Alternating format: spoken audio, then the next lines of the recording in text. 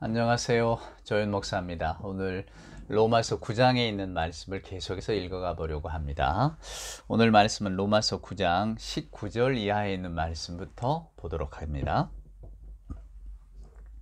혹 내가 네게 말하기를 그러면 하나님이 어찌하여 허물하시느냐 누가 그 뜻을 대적하느냐 하리니 이 사람아 내가 누구이기에 감히 하나님께 반문하느냐 지음을 받은 물건이 지은 자에게 어찌 나를 이같이 만들었느냐 말하겠느냐 토기장이가 진흙 한 덩이로 하나는 귀 있을 그릇을 하나는 천 있을 그릇을 만들 고난이 없느냐 만일 하나님이 그의 진노를 보이시고 그의 능력을 알게 하고자 하사 멸하기로 준비된 진노의 그릇을 오래 참으심으로 관용하시고 또한 영광받기로 예비하신 바 긍휼의 그릇에 대하여 그 영광의 풍성함을 알게 하고자 하셨을지라도 무슨 말을 하리요. 자, 여러분 바울은 우리가 지난 시간에 하나님의 절대적인 주권에 대한 이야기를 들려주고 있다고 말씀을 드렸습니다. 이게 무슨 이야기냐면 오늘 바울이 토기장의 예를 들듯이 그 인간의 혈통 또 우리가 생각할 때에 마땅히 하나님께 대한 열심이 있는 우리가 하나님의 복을 받는 것은 당연지사다 이렇게 생각하는, 즉 인간의 사고나 인간의 노력이나 또 인간의 기대를 다 뛰어넘는 하나님의 절대적인 주권에 대한 이야기를 하고 있다고 말씀드렸습니다. 이게 무슨 이야기인가 하면 바울이 말하고자 하는 것은 그거예요.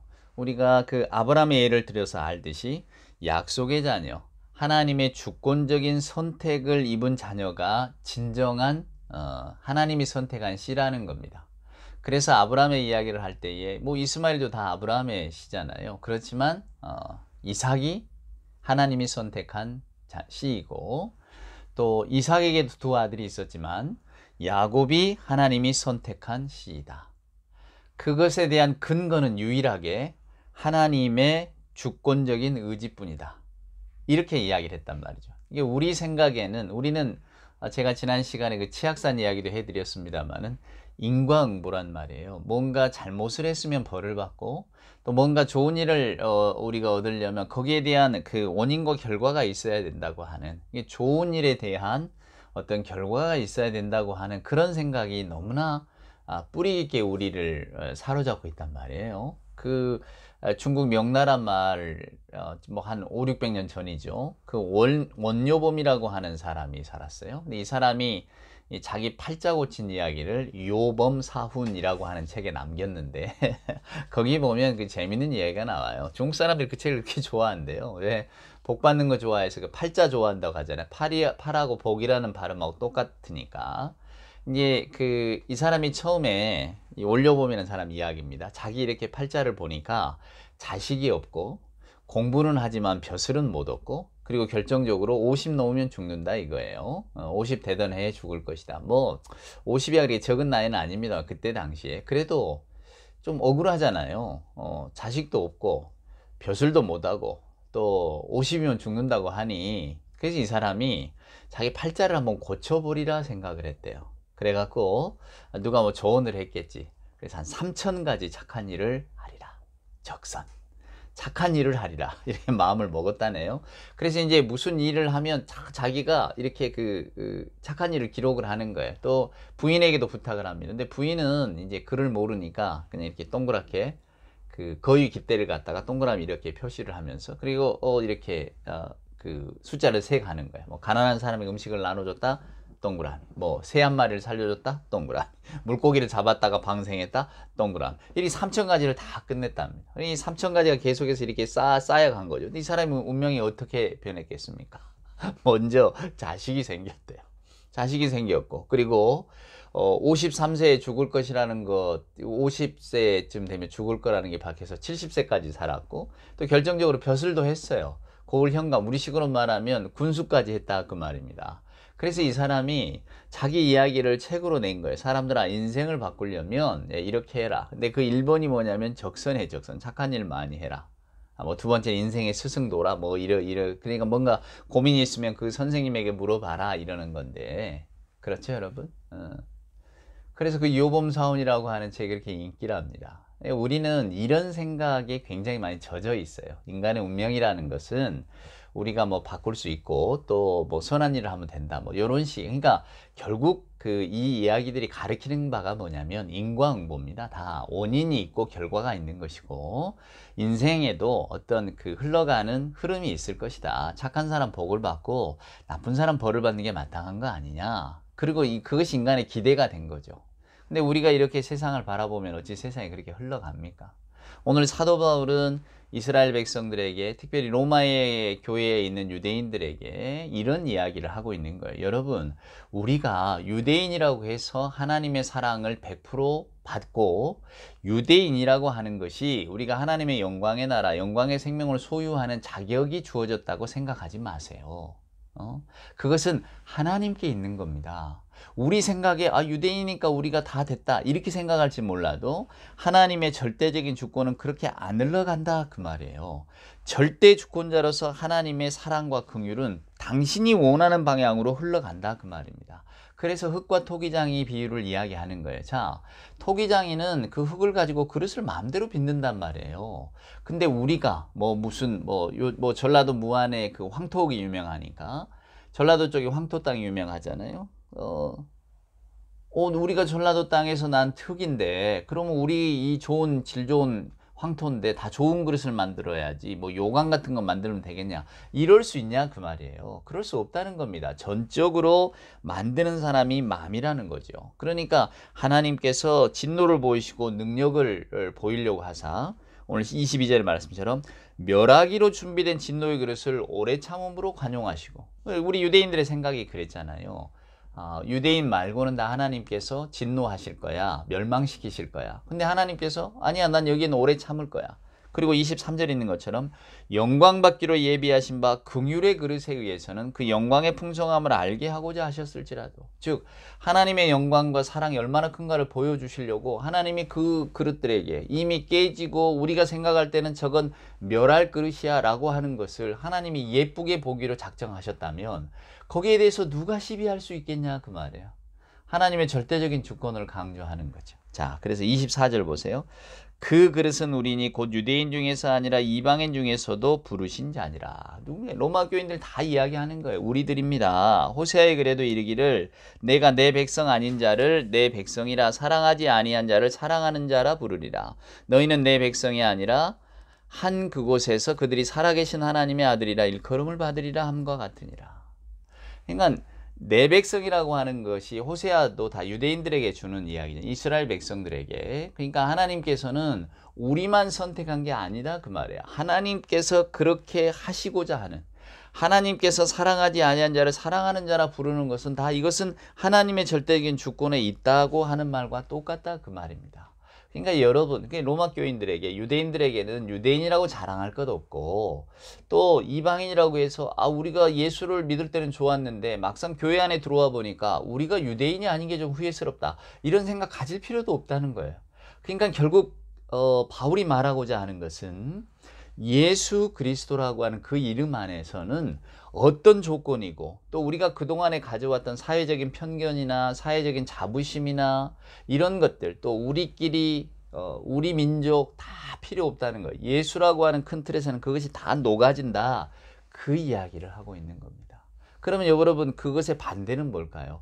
여전히 교회 안에 유대인 비유대인 차별과 서로 마음속에 어떤 극복할 수 없는 한계가 있기 때문에 그렇다는 이야기입니다. 그렇게 보셔야 됩니다. 그럼 오늘날에는 누가 유대인 헬라인 이런 걸로 따집니까? 하지만 오늘날 저와 여러분의 마음속에는 우리가 어떤 그 율법적인 어떤 생각들에 빗대어서 어떤 한 사람의 됨됨이를 두고 우리는 이야기할 수가 있습니다. 그 사람이 가진 생각, 정치적인 견해, 혹은 성적 취향, 또 뭐랄까요, 그가 가지고 있는 어떤 그 민족적인 것, 여러 가지로 우리가 요즘 혐오라고 하잖아요. 멸시하고 편가르고. 우리가 살아가는 세상 속에서는 우리가 다분히 다 정치적인 인간이니까 그렇게 삽니다. 편가르는 게 편하고 재미있고, 또 그렇게 또 누군가는 또 이렇게 멸시하고 또 왕따 시키기도 하고 폄하하고 자기들끼리 공격하기도 하고, 또 공격받으면 또 뭉쳐서 대항하기도 하고, 그것이 사람이 살아가는 재미일 수 있어요. 그 살아가는 현상이죠. 사람이 어찌 누군가를 미워하거나 증오하는 에너지가 없이 살아갈 수 있겠습니까? 사람은 누구를 사랑하는 에너지로도 살아가지만 누구를 미워하고 증오하는 에너지로도 살아갑니다. 누구에게 칭찬받는 에너지로도 살아가지만 누구를 이렇게 폄하하고 또 누구를 뭔가 깔보고 누구를 누르고 뒤에서 이야기하고 또 뭐 이런 재미로도 살아가는 게 사람이에요. 그만큼 인간은 아주 다층적이고 굉장히 제가 누누이 말씀드립니다만은 다 심층적이다 그 말이에요. 어떤 한 사람을 하나로 정의할 수가 없어요. 그러니까 그런 다양한 생각들, 다양한 기쁨들, 즐거움들을 가지고 있는 사람들에게 오늘 바울은 그 모든 것들, 여러분이 가지고 있는 그 모든 것들은 저도 잘 알고 있습니다. 왜? 나도 그런 사람이니까. 나도 한때는 극단적인 어떤 유대 우월주의자였고, 나도 뭐 누군가를 이렇게 어긋나면 다 죽이기도 하는데 앞장선 사람이었고, 내가 가지고 있는 정치적인 거나 신앙적인 어떤 기조를 지켜가기 위해서 내 것 아니면 모든 것, 반대쪽은 전부 다 그저 멸시하고 죽여도 되는, 나도 그런 인생을 살았던 사람입니다. 그러나 내가 예수를 진짜로 만나고 예수 안에 살다 보니까 이게 다 무뎌져 버렸습니다. 마치 그냥 그 녹슨 칼이 돼 버렸다 그 말이에요. 전에는 그냥 찌를 수 있는 창이었는데 지금은 무딘 창이 돼서 아무도 찌를 수 없게 되었다고 그 고백을 하고 있는 겁니다. 그러면서 이제 우리들에게, 로마 교인들에게 들려주고 있는 거죠. 여러분, 우리의 구원이라고 하는 것은 하나님의 절대적인 긍휼에 달려 있는 것이지 우리의 혈통이나 우리의 노력에 달려 있는 거 아닙니다. 그러니까 유대인들은 너무 자고하지 마시고, 그러니까 교만하지 마시고 얼른 빨리 그리스도의 복음 안으로 들어오세요. 들어와서 그리스도의 눈으로 바라보게 되면 우리는 모두가 다 하나님의 자녀라는 것을 알게 될 겁니다. 자, 그러면서 오늘 이제 이사야 이야기를 합니다. 27절 보세요. 또 이사야가 이스라엘에 관하여 예치되 이스라엘 자손의 수가 비록 바다의 모래 같을지라도 남은 자만 구원을 받으리니. 뭐 이 남은 자 가지고 또 사람들이 그 이단들이 설치잖아요. 뭐 여기 봐라, 성경에 봐라. 이스라엘의 많은 자 가운데 남은 자만 구원을 받는다.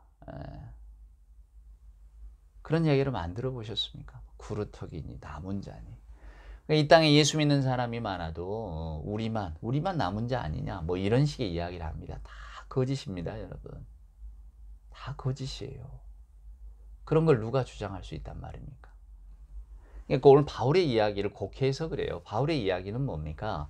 이스라엘이라고 해서, 그러니까 이스라엘의 혈통적인 위치가 그들의 구원을 보장하지 않는다는 걸 이야기하고 싶은 거예요, 지금 바울은. 그래서 여러분 그 다음 것도 보세요. 주께서 땅 위에서 그 말씀을 이루고 속히 시행하리라 하셨느니라. 또한 이사야가 미리 말한 바 만일 만군의 주께서 우리에게 씨를 남겨두지 아니하셨더라면 우리가 소돔같이 되고 고모라와 같으리라 함과 같으니라. 소돔과 고모라가 되었다는 거예요. 우리에게 약속의 자손을 남겨주지 않았다면. 그 약속의 자손이 뭡니까? 예수를 그리스도로 고백하는 사람들, 믿는 자들, 그 씨앗을 계속, 믿음의 씨앗을 남겨두었다는 겁니다. 오늘날 저와 여러분이 예수를 믿고 그리스도로 고백을 합니다. 우리도 여전히 남은 자고 믿음의 씨앗이죠. 우리가 왜 하나님의 선택을 받았는지 우리는 아무도 알 수 없습니다. 단지 성령께서 우리를 예수를 그리스도로 고백해 하고 하나님의 세상, 하나님의 약속을, 이 성경 말씀을 믿게 하시니까 우리는 그저 감사함으로 감사하다. 하나님께서 나를 택해 주셨는가 보다. 이렇게 여기고 믿으면서 신앙생활하는 것 아니겠어요? 이걸 우리의 지식으로 알 수 있단 말입니까? 아니면 우리가 뭔가 그 올려봄의 요범 사원처럼 우리가 무슨 착한 일 3,000가지를 해서 하나님께 어떤 간택함을 받았습니까? 그게 아니잖아요. 바울도 이렇게 말하는 겁니다. 이사야 선지자가 왜 이런 말을 했겠느냐?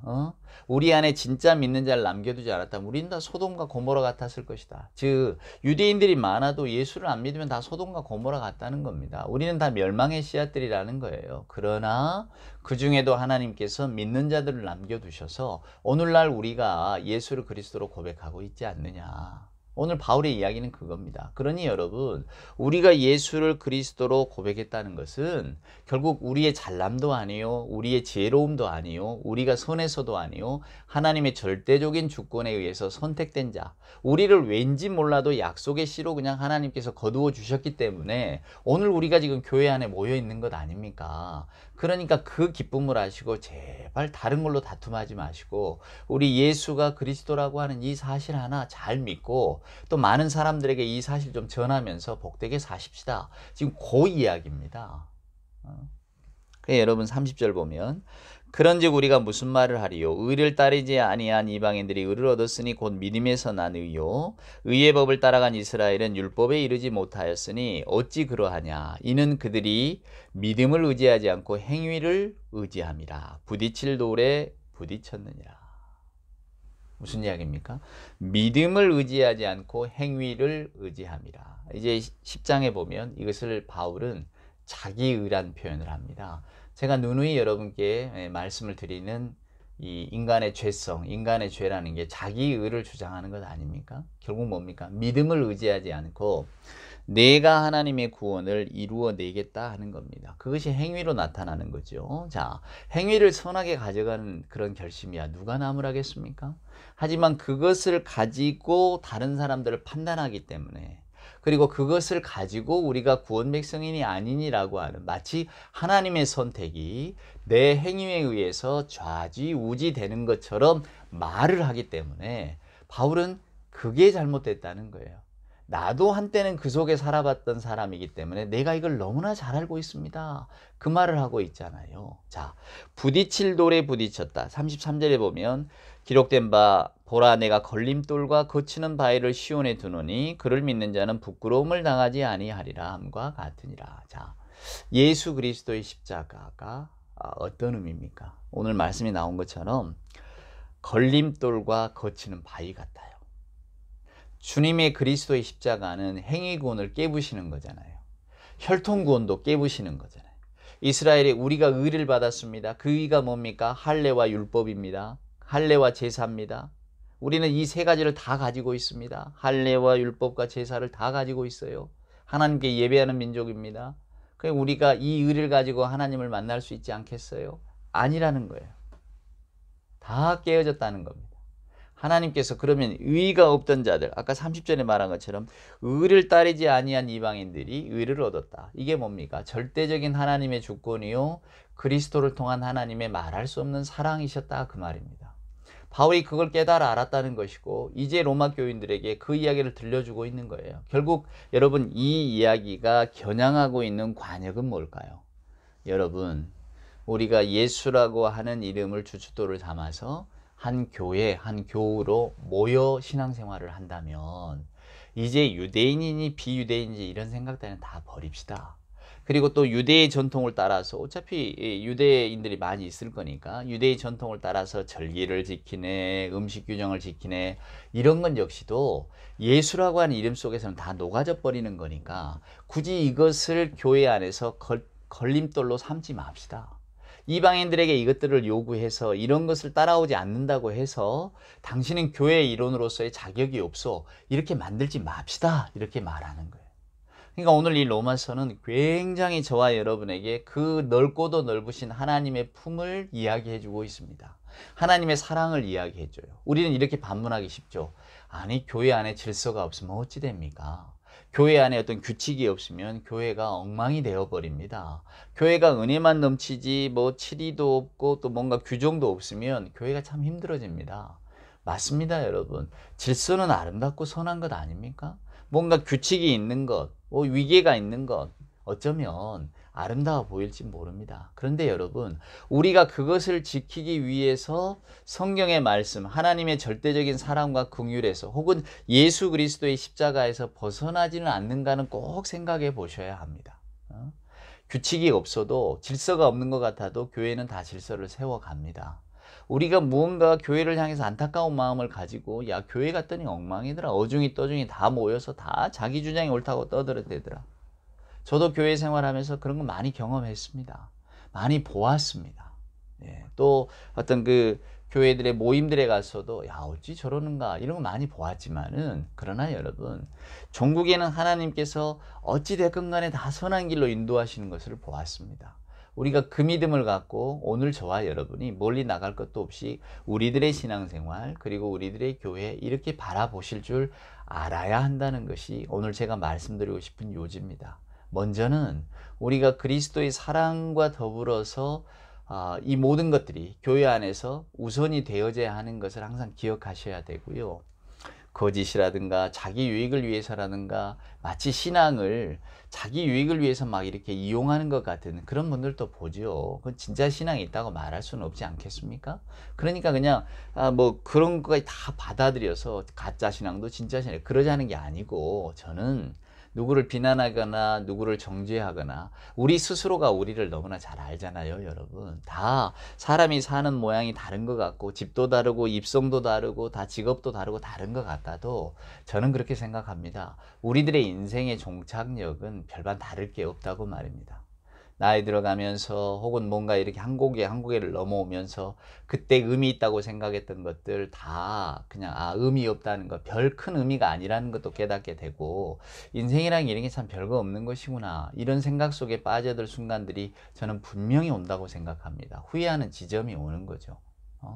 우리가 정말 내가 이렇게 살았는데 이렇게 산 것이 내게 지금 무슨 의미로 남아있는가 우리가 그런 생각을 할 때가 온다 그 말입니다. 철저하게 진리인 줄 알고 붙들었던 그런 일들이 나중에는 또 다른 측면 또 다른 시간에서 바라보면 그게 그렇게 고집부릴 일이 아니었다는 것을 뭐가 선한 일이었는가를 한 번 더 돌아보게 될 계기가 분명히 생겨난다고 저는 생각하거든요. 그러니까 오늘 이 말씀은 바울은 유대교인들에게 혹은 비유대인들에게 어찌됐건 로마 교회에 모여있는 분들에게 우리가 그리스도의 사랑 하나님의 절대적인 주권을 알고 하나님이 우리를 택정해서 불러주셨다고 하는 그 사실 그리고 나나 저나 하나님이 불러주셔서 지금 이 교회 안에 있다는 사실 이거 하나만 먼저 생각하십시다. 내 마음에 일어나는 불편한 감정들 또 마땅히 뭘 해야 된다 이런 자기 주장 자기 정의 자기의 이런 내세우지 말고 그리스도의 사랑 안에서 우리가 어떻게 이 교회 사람의 눈으로 볼 때는 문제가 많죠. 우리가 뭐 교회가 문턱이 있습니까? 뭐가 있습니까?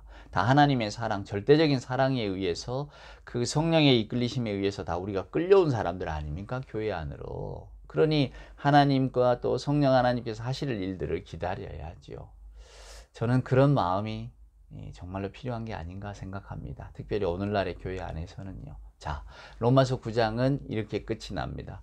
말씀드렸지만 10장, 11장 역시도 계속해서 사도 바울의 그 애타는 마음이 드러납니다. 우리 유대인들이 좀 더 잘 믿어야 되는데 우리가 좀 엉뚱한 길로 가지 않아야 되는데 나도 내 식구랍시고 내 유대인들이 정말로 눈에 밟히는데 그런 이야기가 계속해서 이렇게 진행이 되어집니다. 오늘 9장은 이렇게 마치겠고요. 10장에서 다시 한번 바울의 그 애타는 마음을 살펴보도록 하겠습니다. 오늘도 주 안에서 복된 하루가 되시기를 소원합니다.